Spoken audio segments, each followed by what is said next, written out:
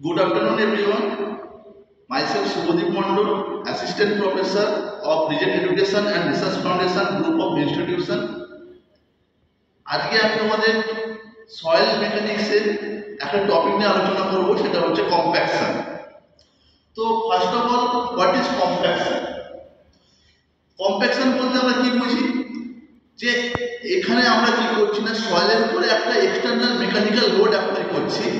যে external mechanical লোডের জন্য যে লুজ সয়েল থাকবে সেটা আরো কম্প্যাক্টেড হয়ে যাবে। কম্প্যাক্ট বলতে আমরা লোড অ্যাপ্লাই করার জন্য যে লুজ সয়েল আছে তার পার্টিকেলগুলো আরো ক্লোজার চলে আসবে এবং জিনিসটা আরো বেশি করে ভালোভাবে কম্প্যাক্ট হয়ে যাবে। তো এই জন্য যখন এই সয়েলটা কম্প্যাক্ট হচ্ছে তখন তার ডেনসিটি বেড়ে যায়। এই জন্য এই টেস্টটাকে বা এই প্রসেসটাকে ডেনসিফিকেশনও বলা হয়ে থাকে। This process is also known as densification of soil. এই কম্প্যাকশন প্রসেসের মাধ্যমে কিছু প্যারামিটার থাকে যেগুলো বেড়ে যায়, আবার কিছু প্যারামিটার থাকে যেগুলো ডিক্রিজ হয়ে যায়। যদি আমি বলি যে এর ডেনসিটি কি হচ্ছে না, ইনক্রিজ হয়ে যাবে, ডেনসিটি বেড়ে যাবে। আর কি বাড়বে? আর বাড়বে যেটা এর ভয়েড যে আছে, ভয়েড যদি থাকে সেটা তার কি হচ্ছে? ভয়েড বলতে তার ফাঁকা স্থান, সয়েল পার্টিকেলগুলোর মধ্যে যে ফাঁকা স্পেস থাকে সেটাকে বলা হয়ে থাকে ভয়েড। সেই ভয়েডটা কমে যাচ্ছে। যখনই ভয়েড কমে যাবে তখনই সয়েল পার্টিকেলগুলো একটা অপরের পাশে আরো ক্লোজার চলে আসবে এবং এখানে তার কি হবে? তার ডেনসিটি বেড়ে যাওয়ার জন্য তার শিয়ার স্ট্রেন্থ যে আছে, শিয়ার স্ট্রেন্থ প্রপার্টিস কিন্তু ইনক্রিজ হয়ে যাবে। So soil densification by applying mechanical energy to reduce air voids. এখানে যে আমরা একটা ডায়াগ্রাম দেখতে পাচ্ছি, this is A three phase diagram of the soil. এখানে থ্রি ফেজ ডায়াগ্রাম মানে তিনটে ফেজ দেখতে পাচ্ছি, সলিড আছে, ওয়াটার আছে, এয়ার আছে। And this is the loose soil. And this loose soil, এখানে কিছু ফাঁকা স্পেস আছে। This free space is known as the void. And this void is occupied by two things. One is air and another one is water. When we are applying the mechanical energy load, that time what is happened? The amount of water is the amount of water is constant, but the air phase is compressed. So when the phase is coming from the loose soil, compacted soil, you can see that this amount of volume of solids and the amount of volumes of solids are same. The volume of water and volume of water is also same, but here you can see that the volume of air is decreased here. So you can see here that the soil is, when the soil is become compressed, the air volume is decreased. So then you can see here that this point is write down that reduce air void. Air void is reduced here. Now I am coming to the principle of the compaction. There is a same point as loose soil. এখানে আমাদের compacted soil যখন হলো তার air কমে যাচ্ছে এবং এই compact হয়ে যাওয়ার সময় আরেকটা পয়েন্ট আমার বলার আছে যে সয়েল যেটা থাকে, সয়েল যখন আমাদের বিফোর কম্প্যাকশনের আগে সয়েলের পার্টিকেলগুলো কিরকম থাকবে না, লুজ সয়েল হওয়ার জন্য পার্টিকেলগুলো থাকবে ফ্লকুলেটেড স্ট্রাকচার। ফ্লকুলেটেড স্ট্রাকচার বলতে কি বোঝায়? ফ্লকুলেটেড স্ট্রাকচার বলতে বোঝায় যে সয়েলের পার্টিকেলগুলো অবিন্যস্তভাবে আছে। যখন আমি মেকানিক্যাল এক্সটার্নাল লোড অ্যাপ্লাই করব তখন কি হয় না, পার্টিকেলগুলো আস্তে আস্তে ফ্লকুলেটেড স্ট্রাকচার থেকে ডিসপার্স স্ট্রাকচারে পরিণত হয় এবং মানে বিন্যস্ত স্ট্রাকচারে পরিণত হয়। আর যখন পার্টিকেল বিন্যস্ত স্ট্রাকচার মানে ফ্লকুলেট থেকে ডিসপার্স স্ট্রাকচারে convert হচ্ছে, soil and fluctuated structure, but when we are applying the loads, this soil becomes more compacted. Same like here you can see that it is another here the particle of the soil is triangular shape, but here you can see that the particle of the soil is rounded, and this condition is soil before compacted. When we are applying the mechanical load, this is the compacted structure. So it is a fluctuated structure and it is a dispersed structure. Objective of the compaction. Why we should go for the compaction in the soil? First of all, there are 4 to 5 points. You can see here, compaction improves the inclined properties like shear strength, density, permeability, etc. Compaction যখনই আমরা করব সয়েলের মধ্যে এই যে প্রপার্টিগুলো আছে যেগুলো আমি বললাম এর আগে, এই প্রপার্টিগুলো ইনক্রিজ হয়, যেমন শিয়ার স্ট্রেংথ, তার পারমিয়াবিলিটি, তার ডেনসিটি, এই প্রপার্টিগুলোকে ইমপ্রুভ করার জন্য আমরা সয়েলের মধ্যে কম্প্যাকশন করে থাকি। সেকেন্ড বলতে পারি increasing the bearing capacity of the foundation. যখনই আমরা সয়েলের মধ্যে ফাউন্ডেশন আমরা কনস্ট্রাক্ট করবো, সেখানে সয়েলের বিয়ারিং ক্যাপাসিটি এই যে ভাইটাল প্যারামিটার, এখানে বিয়ারিং ক্যাপাসিটি যদি লুজ সয়েলের ক্ষেত্রে বিয়ারিং ক্যাপাসিটি যদি কম থাকে, তাহলে ওখানে আমাকে ডিপ ফাউন্ডেশন কিংবা অন্য ফাউন্ডেশনের জন্য চিন্তা ভাবনা করতে হবে। তো ওই ফাউন্ডেশনকে আমাকে আগে যখনই কোনো স্ট্রাকচার রেডি করতে হয়, তার আগে আমাকে ভালো করে কম্প্যাক্ট করে নিতে হয়, যাতে ওই সয়েলের মধ্যে কোনো রকম ভয়েড না থাকে। আর ভয়েড যদি না থাকে, তাহলে পরবর্তীকালে ইমিডিয়েট সেটেলমেন্ট, এইরকম সেটেলমেন্ট হবে না, স্ট্রাকচারটা কোলাপস করবে না। যখনই আমার কোনো কনস্ট্রাকশন করা হবে, সেটা রোড কনস্ট্রাকশন হোক, সেটা বিল্ডিং কনস্ট্রাকশন হোক, any kind of civil construction করার আগে আমাদের যে সয়েল আছে, সেই সয়েলকে ভালো করে কম্প্যাক্ট করে নিতে হবে। Next, decreasing the undesirable settlement of the structure. যেটা আমি এক্ষুনি বললাম যে সেটেলমেন্টটাকে যে হঠাৎ করে সেটেলমেন্ট হয়ে যাবে সয়েলের মধ্যে, সেটাকে ডিক্রিজ করার জন্য বা সেটা যাতে না হয়, সেটার জন্য আমাকে আগে থেকে সয়েলের মধ্যে কম্প্যাকশন করে নিতে হবে। Control undesirable volume changes. Volume change দিয়ে আনডিজারেবল ভলিউম চেঞ্জ তাকে কন্ট্রোল করার জন্য আমাদের সাথে কম্প্যাকশন করে নেওয়া দরকার। And the last point is reduce the chances of slope stability problem like landslide. পাহাড়ের জায়গায় আমরা যখন ঘুরতে যাই, তখন দেখি যে পাহাড়ের সাইডে যে রাস্তা বা ঢাল আছে, ওখানে দেখতেই পাই যে কখনো কখনো মাটি ধসে পড়ে। এখানে কি হয় না, যদি ওইখানকার সয়েল লুজ কন্ডিশনে থাকে, আমি যদি ওই জায়গায় ল্যান্ডস্লাইডে যে ওই ঢাল আছে, ওই ঢালের সয়েলকে যদি ভালো করে যদি কম্প্যাক্ট করে নিতে পারি, তাহলে ওই সয়েল সহজে ল্যান্ডস্লাইড হয়ে গড়িয়ে পড়বে না। তো যেই সব জায়গাতে আমাদের কম্প্যাকশন করাটা খুবই দরকার। এই যে পয়েন্টগুলো বললাম, এটা খুবই ইম্পর্টেন্ট এবং এগুলো অবজেক্টিভ অফ দ্য কম্প্যাকশনের মধ্যে চলে আসে। নেক্সট আমি পয়েন্টে আসছি, এটা ভেরি ইম্পর্টেন্ট টপিক, এটা হচ্ছে টাইপস অফ কম্প্যাকশন। এবার আমি টাইপস অফ কম্প্যাকশনের কথায় আসছি। এবার দেখো, আমাদের যখন কম্প্যাকশন যে টেস্ট হয়, কম্প্যাকশন আমাদের দু জায়গায় করা হয়, একটা হচ্ছে ল্যাবরেটরিতে করা হয়, আর একটা করা হয় ফিল্ডে। ল্যাবরেটরিতে যখন করা হয়, তখন আমাদের there are two types of lab test in the compaction. There's a standard Proctor test and modified Proctor test. এই যে স্ট্যান্ডার্ড Proctor test আর মডিফাইড Proctor test বললাম, এগুলো হচ্ছে ল্যাব টেস্ট, এগুলো আমরা ল্যাবের মধ্যে করে থাকি। কিন্তু যখন আমি ফিল্ডে যাব, ফিল্ডে গিয়ে যখন আমি কম্প্যাকশন করতে যাব, সেখানে আমাদের কি করতে হয় না, আমাদের বিভিন্ন টাইপের রোলার ইউজ করা হয়। এই সয়েল রোলার দিয়ে করে আমরা সয়েলটাকে কম্প্যাক্ট করবো। এবার বিভিন্ন টাইপের রোলার আছে, যেমন sheepsfoot roller, single drum roller, pneumatic tyre roller, এইরকম বিভিন্ন টাইপের রোলার থাকে এবং প্রত্যেক টাইপের রোলারের পেছনে আলাদা আলাদা ফাংশন আছে। অ্যাকচুয়ালি এটা ডিপেন্ড করে যে আমি কী টাইপের সয়েলকে কম্প্যাক্ট করতে যাচ্ছি।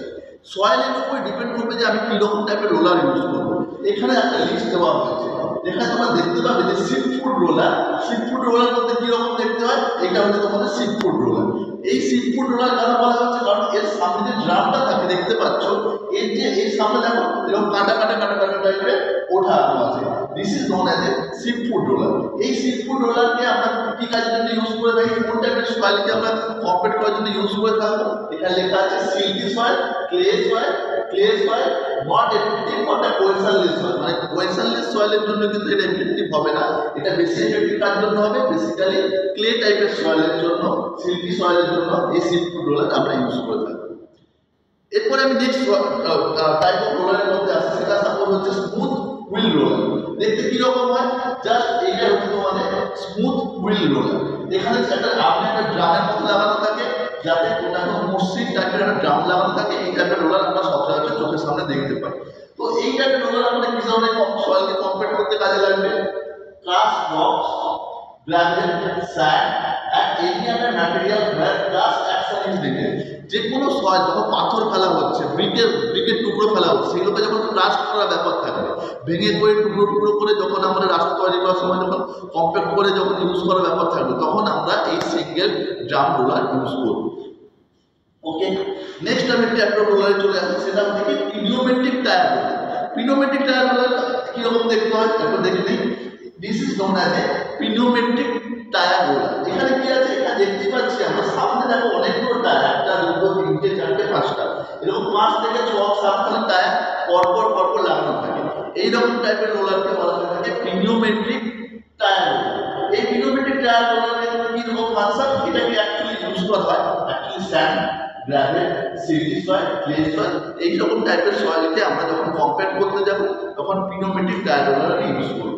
আরও দু রকমের টাইপের মেশিনে এখন 3-4 রকমের আরো অ্যাডভান্স একটা রোলার ইউজ করা হয়ে থাকে, সেগুলো আমি একটা দেখাচ্ছি। একটা ধরো বলতে পারি র্যামার, একটা ইউজ করা হয় ভাইব্রেটর। এগুলো যেমন আমি একটা ছবিতে দেখাচ্ছি, এখানে এখন লেখা আছে সয়েল কম্প্যাকশন উইথ র্যামার।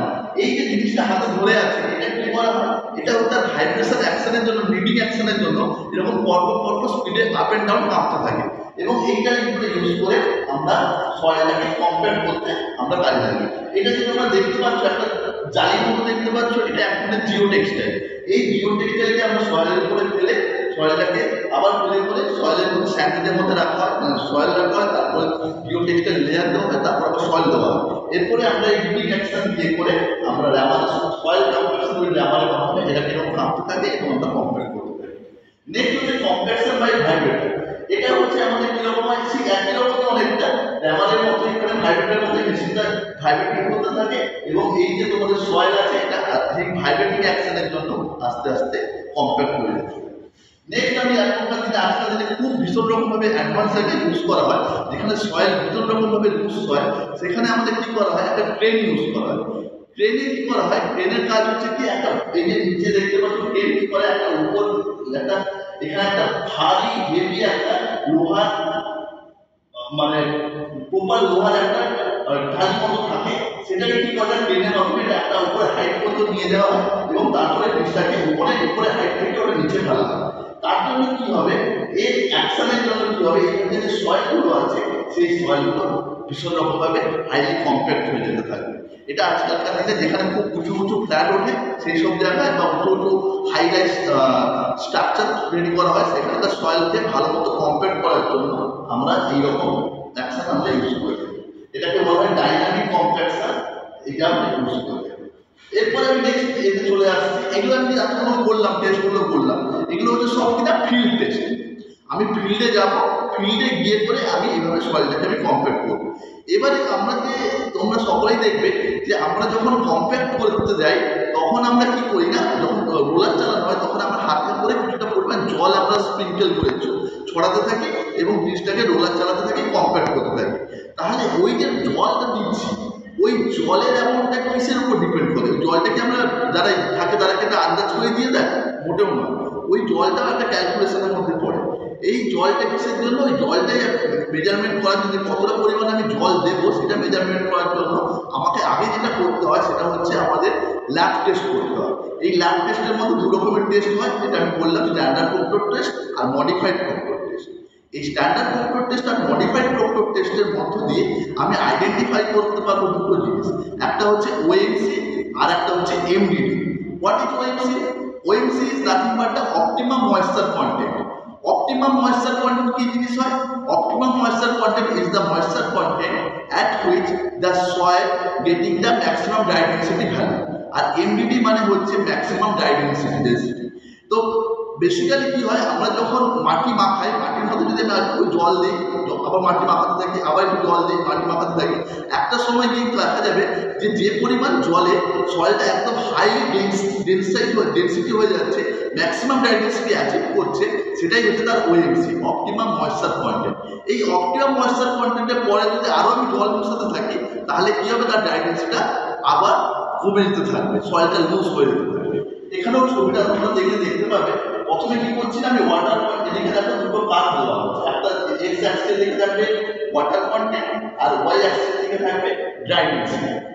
এই যে ওয়াটার কন্টেন্টটাকে রাখা হচ্ছে এক্স অ্যাক্সিসে, ড্রাই ডেন্সিটিটা হচ্ছে ওয়াই অ্যাক্সিসের দিকে। ওয়াটার কন্টেন্ট সবসময় পার্সেন্টেজে বের করা হয়, যেটা আমরা ড্রাই ইউনিট টেস্টের মাধ্যমে বের করে থাকি, m2 - m3 by m3 - m1 into 100, where m1 is the weight of the container, m2 is the weight of the container plus dry soil plus wet soil, and m3 is the weight of container plus dry soil। এটা আমরা আগে আলোচনা করেছি, dry oven টেস্টের মাধ্যমে আমরা water content বের করতে পারি।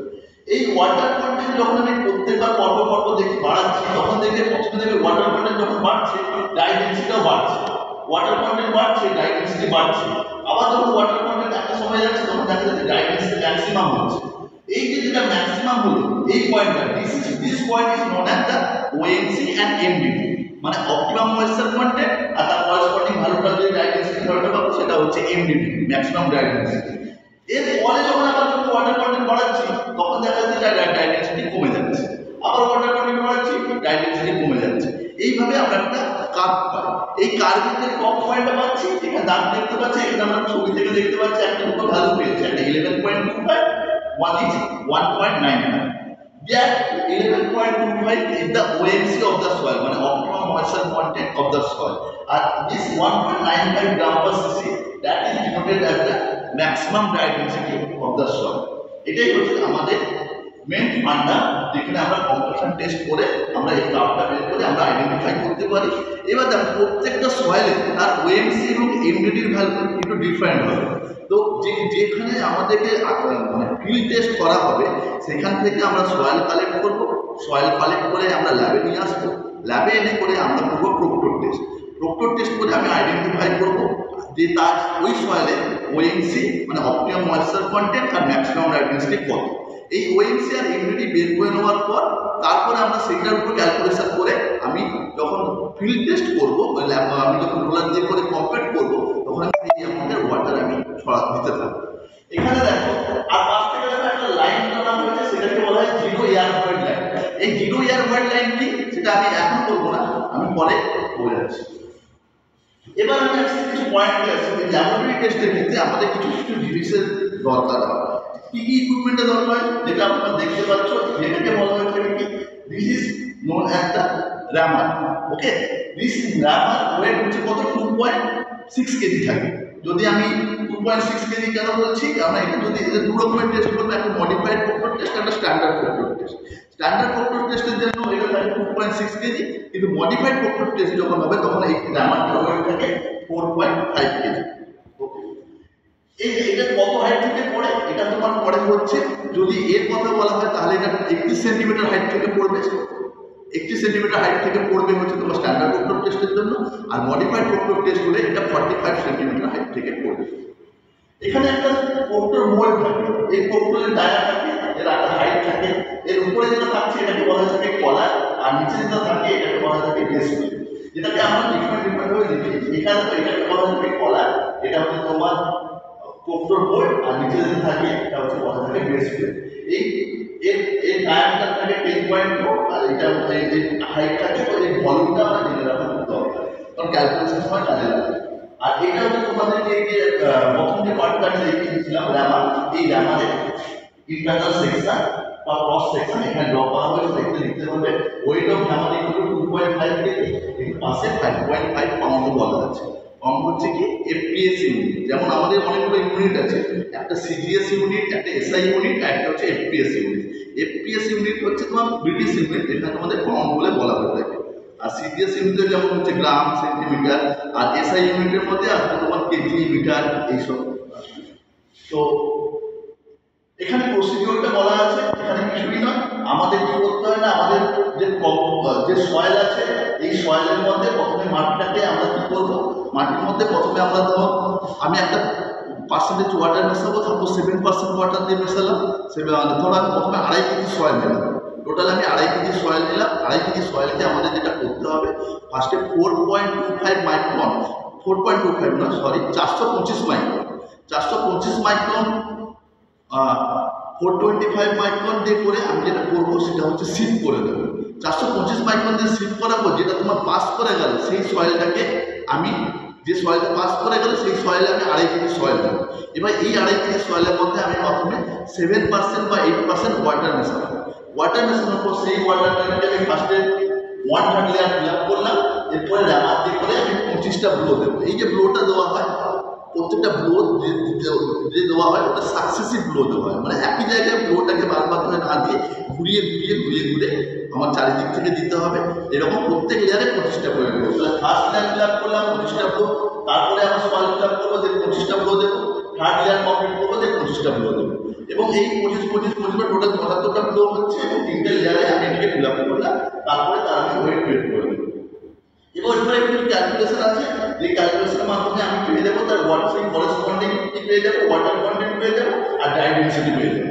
এই corresponding water content, dry density পেয়ে যাওয়ার পর নেক্সট পয়েন্টে আমি চলে যাবো, মানে আমি এরপরে আমি একটা 3% বা 4% এক্সট্রা ওয়াটার মিক্স করবো, এবং 3% বা 4% এক্সট্রা ওয়াটার মিক্স করার পর আমি আবার টেস্টটাকে রিপিট করবো। যেভাবে ফার্স্ট লেয়ার ফিল আপ করলাম 25টা block, second layer fill up করলাম 25টা block, third layer fill up করলাম 25টা ব্লক, এবং সেই একই প্রসেসের মধ্যে গিয়ে করে আমি যেটা পাবো, আবার আমি নেক্সট পয়েন্টে তোমরা দেখতে পাচ্ছ এই যে পয়েন্ট আছে, মানে নেক্সট ওয়াটার পয়েন্টে আর নেক্সট গাইডেন্সটি পেয়ে যাবো। এইভাবে আমরা 5 থেকে 6 বার করেছি। তাতে তোমরা দেখতে যাবে প্রত্যেকবারে করতে করতে একটা সময় গিয়ে পরে করতে পারে ওই মোল্ডের ওয়েট বেড়ে যাচ্ছে, একটা সময় গিয়ে দেখবে ওয়েট কমতে থাকবে। এইভাবে আমি পয়েন্টগুলো পাবো। তো তোমরা দেখতে পাচ্ছ ওয়াটার কন্টেন্ট কোথায় বাড়ছিল, ডাইডেন্সিটি বাড়ছিল, ওয়াটার কন্টেন্ট বাড়ছিল, ডাইডেন্সিটি বাড়ছিল, ওয়াটার কন্টেন্ট বাড়ছে, ডাইডেন্সিটি বাড়ছে। কিন্তু এরপরে দেখবে ওয়াটার কন্টেন্ট বাড়ার সঙ্গে সঙ্গে ডাইডেন্সিটি কমে যাচ্ছে, ওয়াটার কন্টেন্ট বাড়ার সঙ্গে সঙ্গে ডাইডেন্সিটি কমে যাচ্ছে। আমি যে পয়েন্টটা আমার টার্গেট কি, এই ওএমসি আর এনডিপিমেন্ট টপ পয়েন্টটা আমাদের আইডেন্টিফাই করতে হবে। এই হচ্ছে এই প্রসেস। তো এই প্রসেসের মধ্যে দিয়ে আমরা যাওয়ার পর আমরা এখানে আমার ফাইনাল জায়গায় চলে এসেছি। আমরা এখানে দেখতে পাচ্ছি এদিকে ওয়াটার কন্টেন্ট আছে, এদিকে ডাইডেন্সিটি আছে, এই যে তোমার ওএমসি আর এনডিপি পয়েন্টটা দেখতে পাচ্ছি, এর বাম দিকে যে সাইডটা থাকে that is known as dry side, that is known as dry side, and the side যেটাকে আমরা দেখতে পাচ্ছি রাইট সাইডে আছে, মানে ওএমসি আর এনডিপি রাইট সাইডে আছে, that side is known as wet side, WED wet side. এখানে ওয়েট সাইড কেন বলা হচ্ছে, কারণ এখানে জলের পরিমাণটা বেড়ে যায়, এই জন্য এখানে ওয়েট সাইড বলা হচ্ছে, আর এদিকে জলের পরিমাণটা কম থাকে এই জন্য এটাকে ড্রাই সাইড বলা হচ্ছে। এবং এখানে তোমাদের কি হচ্ছে না, এখানে কি হচ্ছে না দেখতেই পাচ্ছ, এখানে একটা কার্ভ পাওয়া যাচ্ছে যেটাকে জিরো এয়ার কোয়ার স্যাচুরেশন কার্ভ বলা হয়। এর ফর্মুলা যদি বলি gamma T equal to G gamma W by 1 plus, এখানে গামা টি মানে হচ্ছে ড্রাই ডেন্সিটি, জি হচ্ছে স্পেসিফিক গ্র্যাভিটি, গামা ডাব্লিউ হচ্ছে unit weight of water, E হচ্ছে ভয়েড রেশিও, এবং এই ইকুয়াল টু আমরা আগেই পড়েছি ইকুয়াল টু হয় WG by S, relation between water content into specific gravity by degree of saturation equal to E। তো সেটাকে আমরা এটা ডিনোট করে লিখেছি, এবং আরেকটা ফর্মুলা লিখে gamma T equal to 1 minus Na into G gamma W by 1 plus W। এইগুলোকে আমরা ইউজ করে পরবর্তীকালে ম্যাথমেটিক্যাল প্রবলেমগুলো সলভ করব। ঠিক আছে। আর লাস্ট আমি আজ ক্লাসটা এটা বলে আমি শেষ করবো, সেটা হচ্ছে যে স্ট্যান্ডার্ড কন্ট্রোল টেস্ট আর মডিফাইড কন্ট্রোল টেস্টের মধ্যে ডিফারেন্স। আমি তোমাদের একটু আগে যেগুলো বললাম, যেগুলো যে মোলটা থাকে, মানে যে র্যামারটা আমরা ইউজ করি, সেই র্যামারটা কি হয়, একটা হচ্ছে 30 সেন্টিমিটার, একটা হচ্ছে তোমার 31 সেন্টিমিটার হাইট থেকে পড়ছে, আর একটা তোমার বললাম যে 45 সেন্টিমিটার হাইট থেকে পড়ছে। এখানে যেগুলো দেওয়া আছে না, এগুলো হচ্ছে অ্যাক্টিভিটি কি দেওয়া আছে বলতো, এগুলো হচ্ছে তোমার FPS ইউনিটে দেওয়া আছে, FPS মানে ব্রিটিশ ইউনিটে দেওয়া আছে। তোমরা এখানে দেখতে পাবে যে এখানে কত ইঞ্চ হাইট থেকে পড়ছে, 12 inch height top drop. 12 inch height মানে কি 1 ইঞ্চ মানে হয় তোমার 2.54 সেন্টিমিটার, তাহলে 12 ইন্টু 2.54 করলে তোমার সেই 31 সেন্টিমিটারে আসবে। এখানে তোমাদের বললাম যে মডিফাইড করতে যখন হবে তখন র্যামারটা 18 ইঞ্চ হাইট থেকে পড়বে। এখানে যে র্যামারটা ইউজ করা সেটা হচ্ছে 5.5 পাউন্ড র্যামার, 5.5 পাউন্ড র্যামার মানে 5.5 পাউন্ড র্যামার মানে 2.6 কেজি। এবং এখানে যে র্যামারটা ইউজ করা হয় সেটা হচ্ছে 10 পাউন্ডের র্যামার। ওকে, এখানে 3টে লেয়ার ইউজ করা হয়, যেটা আমি বললাম যে 3টে লেয়ার ইউজ করে প্রত্যেক লেয়ারে 25টা করে গ্রো দেওয়া হয়। এটা স্ট্যান্ডার্ড কন্ট্রোল টেস্টের জন্য। যখন মডিফাইড কন্ট্রোল টেস্ট করা হবে তখন করা হবে কি, 5টা করে লেয়ার দেওয়া হবে। ওই পুরো মোল্ডের মধ্যে 5খানা করে লেয়ার দেওয়া হবে এবং প্রত্যেক লেয়ারে 25টা করে গ্রো থাকবে। এই নাম্বার অফ গ্রো কিন্তু সেম দুটো ক্ষেত্রে, আর দুটো ক্ষেত্রে অ্যানার্জি কিন্তু ডিফারেন্ট হবে। এবং এখানে একটা কার্ভ দেখতে পাই যে একই সয়েল তাকে আমি করছি কিনা একটা স্ট্যান্ডার্ড কন্ট্রোল টেস্ট করছি, একই সয়েল তাকে আবার করছি কিনা মডিফাইড কন্ট্রোল টেস্ট করছি।